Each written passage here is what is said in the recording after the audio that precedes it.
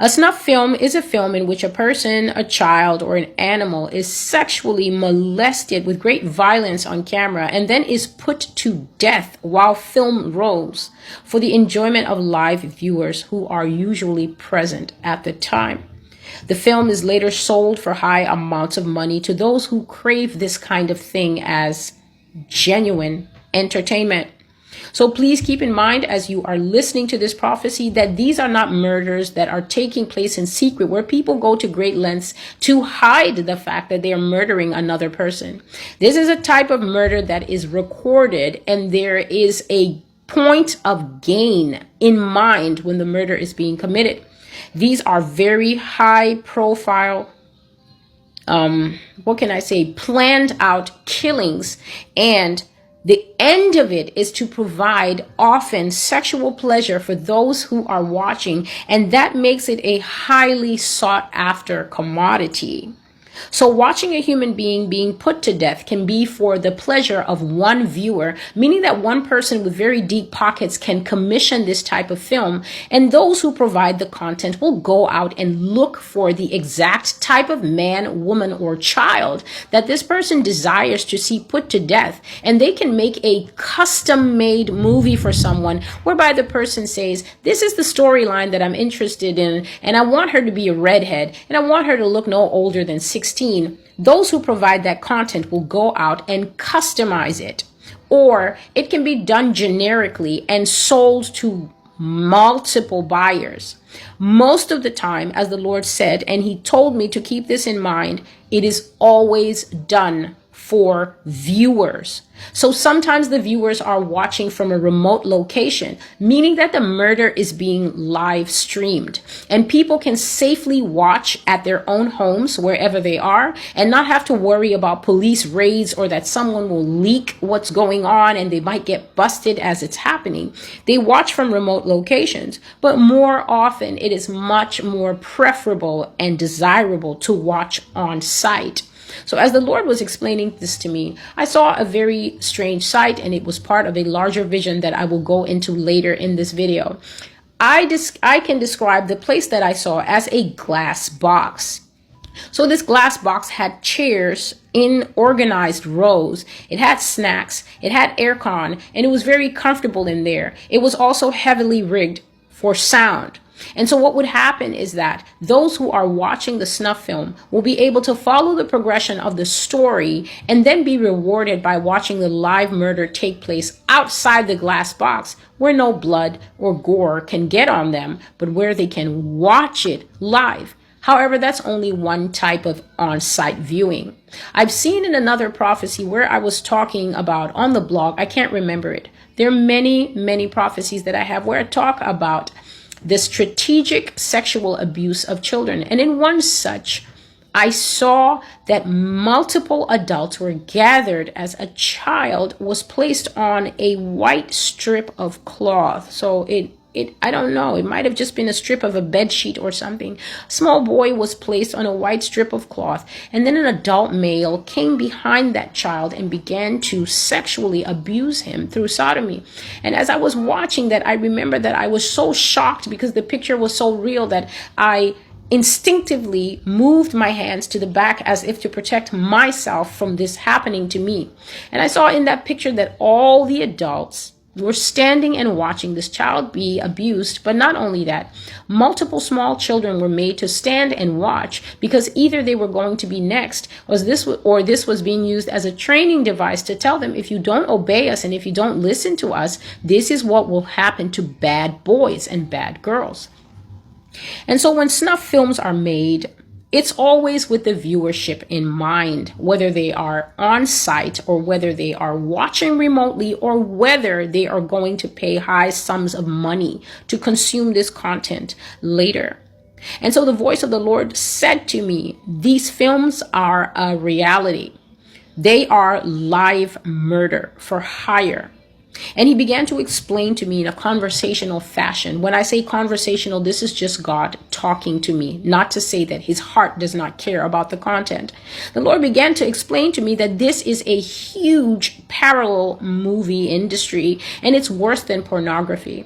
I've explained in the Sin series, I think it's called Immolators of Desire, that prophetic word, that pornography is something that God greatly condemns, because this is where a human being is gazing upon sexual activity that is not only illegal and immoral in the spirit realm, but also it is sexual activity that the viewer is not a part of. However, you become bonded to it, and God called pornography a form of witchcraft because you become bonded to something that you're not even a part of. It opens a doorway in your spirit that allows very powerful demons to come and not only reside in you physically, but to exert a lot of control over your mind and your physical body.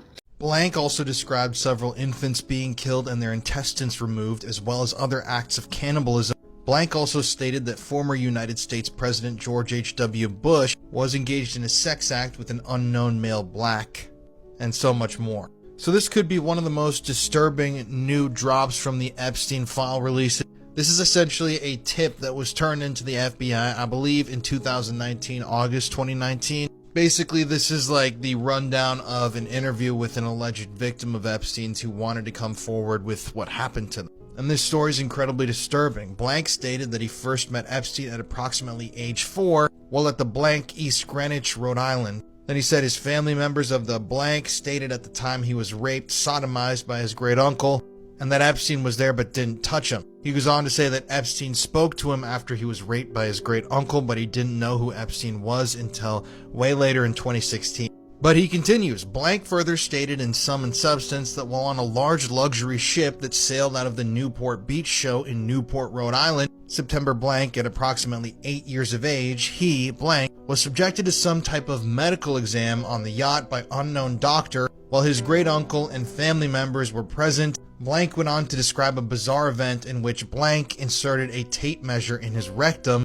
Blank stated subsequent to the exam he was then raped, sodomized by Epstein, as well as former United States President Bill J. Clinton, while in a heavy drug-induced state. Blank also stated that the bottoms of his feet and back were slashed. Black further stated also during the said yacht trip, multiple unknown male blacks or black people were engaged in sex acts with unknown female whites who had their backs slashed and were bleeding. Blank also described several infants being killed and their intestines removed, as well as other acts of cannibalism. Blank also stated that former U.S. President George H.W. Bush was engaged in a sex act with an unknown male black. Former United States Secretary of State Henry Kissinger and businessman George Soros were present on the same yacht while all of the aforementioned acts of violence were occurring. Blank was then asked if he had any injuries or scars as evidence, to which Blank responded, "On my anus." The victim then provided a handwritten list of his family and extended family members and suggested they talk to them. He also stated that his great uncle is in possession of video evidence of his crimes against Blank, as well as several snuff films that Blank had watched in the presence of his great uncle. So in this one tip alone, we've got multiple former US presidents named, multiple high-profile government figures, allegations of a yacht party, which I don't find to be unrealistic, more allegations of medical experiments done on victims, which Epstein was obviously fond of, violence, potential murder, snuff films. And this isn't the first time we've heard these allegations in relation to Epstein. However, we're seeing more and more of them now, and I think people are starting to wake up to the fact that this might not be a joke anymore. Do you want me to try to do her or just torture her? That was in an email sent by Jeffrey Epstein, recently uncovered in the Epstein files. Now, I've talked about this before in my content, but snuff films and extremely violent pornography, all that stuff is unfortunately very real. And yes, there are snuff films involving children that have been produced and sold on the internet. And for those of you who don't believe me, one case out of the many you can look up is that of Daisy's Destruction and Peter Scully. That is a verified snuff film. It's an extremely disturbing rabbit hole. But that's not the only time Epstein references torture and torture videos and photos in these emails. We talked about this one the other day where he said, "Where are you? Are you okay? I loved the torture video."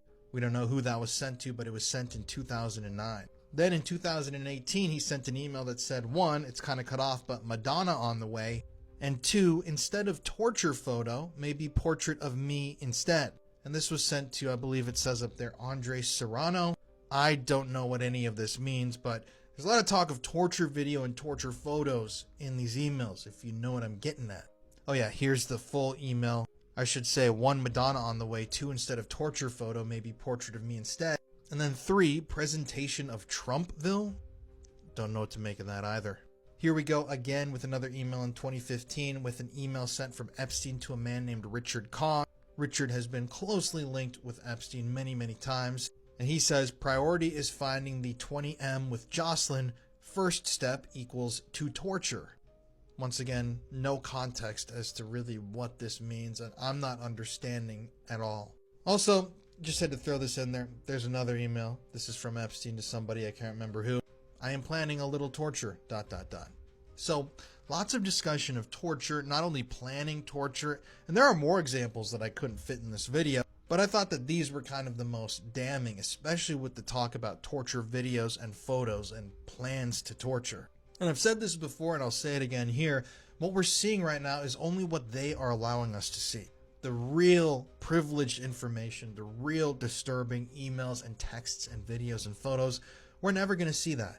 That stuff either has been gone for a long time or was recently deleted by Pam Bondi's Epstein whatever task force. They would never allow us to see proof of these snuff films or proof of this CSAM that was being produced or proof of these blackmail videos and photographs. But nonetheless, it still begs many a question, obviously.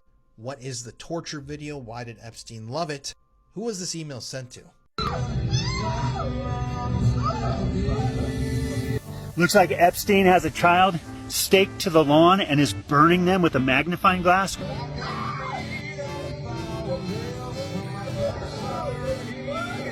Why? Because that's how you get the adrenochrome going, right? You have to get the adrenaline going in the blood, and then you have to terrorize them to have the adrenaline oxidize into adrenochrome. That's a drug addict, man.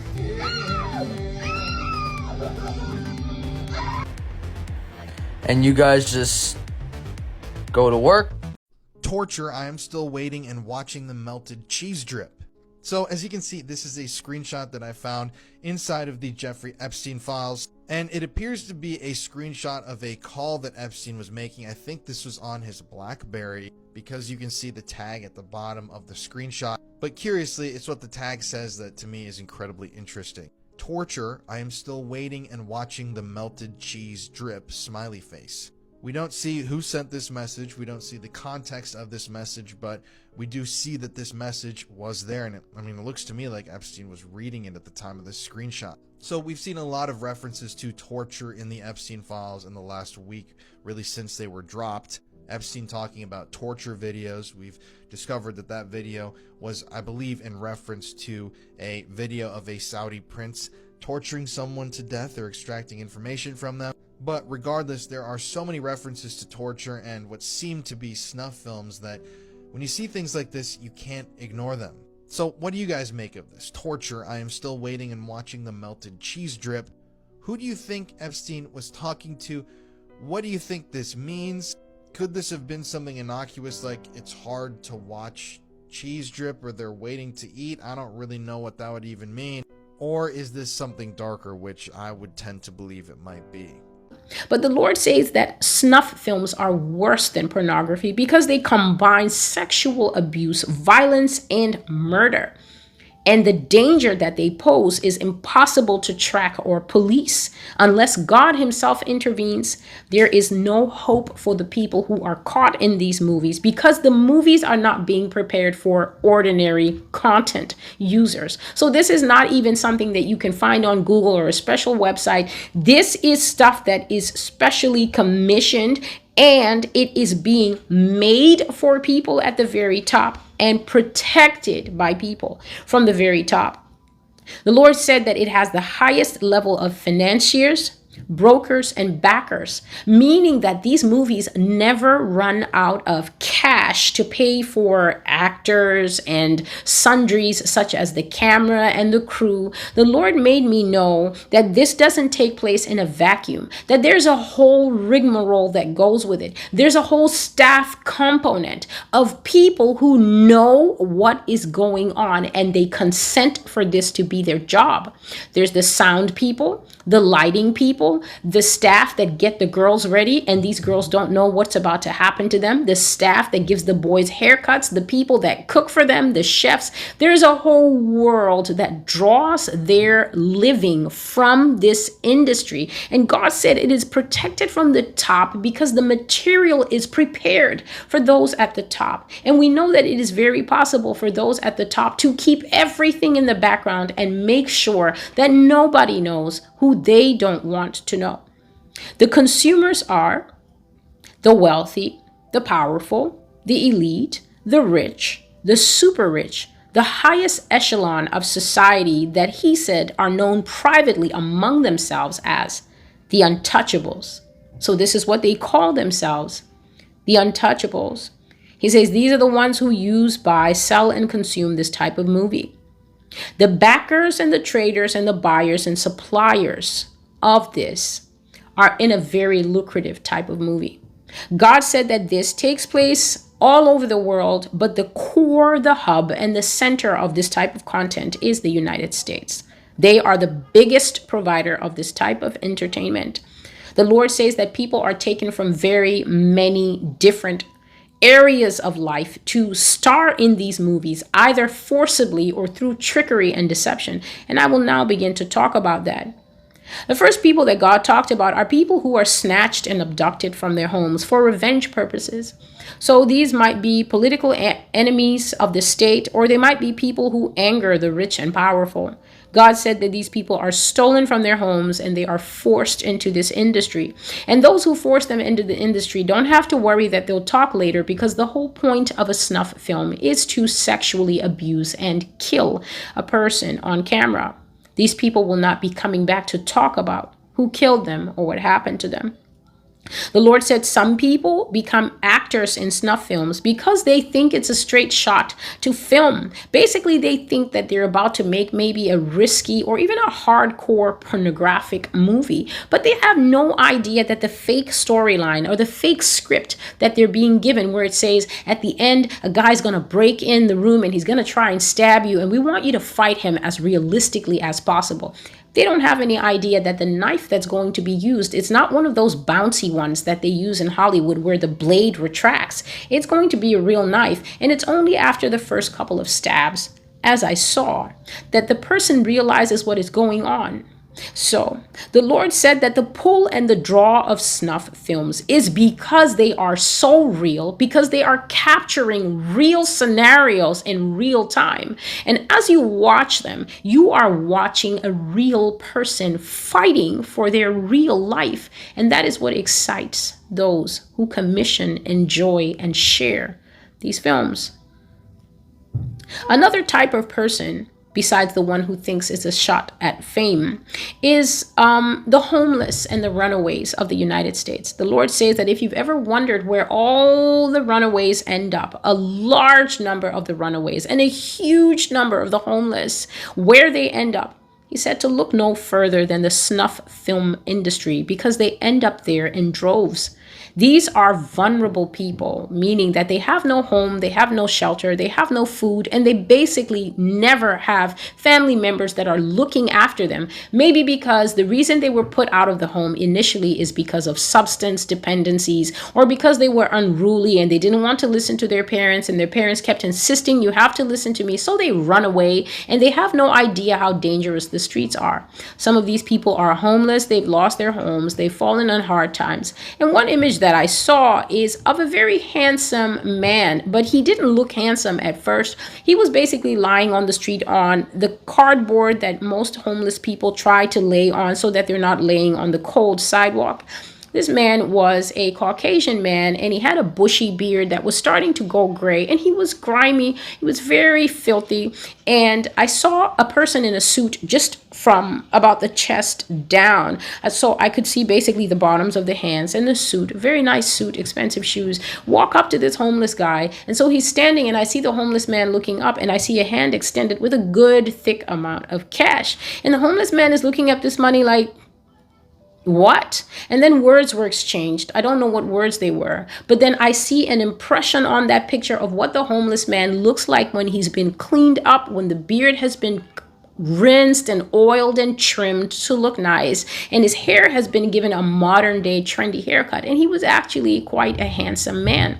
And so these people are lured into this life because initially they're told, you know, you're a great guy and you just fell in hard times and we want to help you, so let's get you cleaned up and this and that. And it is gradually through trickery and deception that they are led and saying, so would you be interested in doing this, and would you be interested in doing that? And they keep plying them with money and with food and a better life that they've had before, so that both homeless and runaway are eager to try this, especially since they're told most of the time, you can star in this little private independent film, but you never know who's going to see you and it might be a break for you. A lot of these runaways are children who run off to Hollywood to make their fortune, and they tell their parents, Mom, I'm going to be huge and I'll let you know when I've made it and bring you back. There are many parents all over the United States still waiting to hear from their children, and the tragedy is that they will not. The Lord said to me that snuff films are the exact opposite of normal movies where the hero always wins or he escapes death. And he says the reason that these movies are so enjoyable is because they are the antithesis of a normal movie, and that there's a certain crowd that likes movies where the hero doesn't win and where the heroine does get killed. They find that entertainment and they enjoy the sick and twisted endings that these films provide.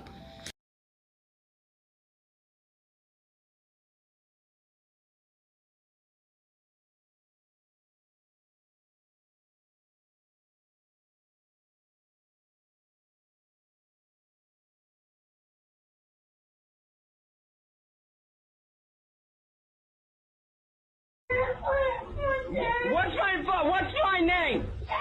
What's my name? My other name. What do you call me? I am your father. From now on, you will call me your father. Shut up. You will call me your father. What is my name, huh? I'm just a kid who's 4. Each day I grow some more.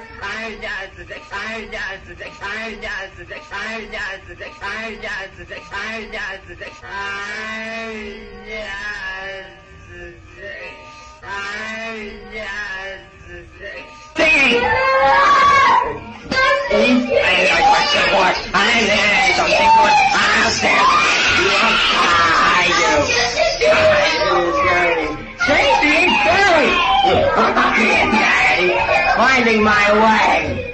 Growing up is not so tough. Don't you? You think you're hot shit, don't you? You will call me. You will call me. We need to talk about the infamous Russian pedophile and snuff film ring. So just so I'm factually correct, here's the article I'm talking about here. So in the year 2000, a massive scandal rocked Russia. In that year, Russian authorities uncovered a pedophile ring that ran all the way from Russia to the United States. There were over 5,000 members that were busted in different countries, but the exact details of these crimes are really hard to stomach, so viewer discretion is advised. Obviously, the police and authorities had to watch some of this content that was uncovered, and what they saw was absolutely disturbing. They saw hundreds of different children being abused by groups of men. And on top of that, after the abuse was over, these children were then brutally tortured and killed on camera. Now, something extremely disturbing is that these videos made over $470 million worth of revenue. Just stop and think about that for 1 second. Just stop and think about how much money that is that people were paying to watch these videos. There were people in the US purchasing these tapes. There were people in the Middle East, people in Russia, people in Italy. And in fact, when they were covering this news story, 2 European TV stations accidentally broadcast images and video from the tapes. Graphic, uncensored material. Obviously, the whole team that was involved in that was fired. But the police officers and authorities who actually worked on this case have gone on the record and said every single night since then, they still hear children screaming in their dreams. So these rings operated throughout many different countries, including Italy, Russia, all throughout the Middle East. And what the authorities think they were doing was snatching children out of orphanages and even at times targeting kids when they walked away from their parents at the circus. Now, thankfully, hundreds of people were arrested after this was uncovered and justice was dealt. And thankfully, Russia's prison system is pretty brutal, so I'm sure that the men who were put in there for these crimes got the justice that they deserved. But this is absolutely frightening because this stuff is still happening today in 2024. It's not just happening in Europe, it's happening in America. There's so much more we could get into here. But yeah, we need to continue to talk about this stuff to raise awareness that this is happening. I'm speaking to you, America, and I have to ask you this. You're fighting right now for Epstein files. The files have to come out. The files have to come out. Why is it that you're not aware that you don't have the stomach for what exactly is in those files? Do you actually think that the files that that man possessed are coming out to say, oh no, we'll meet together and we'll get a little 17-year-old? Is that what you think is in those files? Those files that probably contain popes doing things with dogs. Why is it that you want to carry on about things that you don't have the stomach for?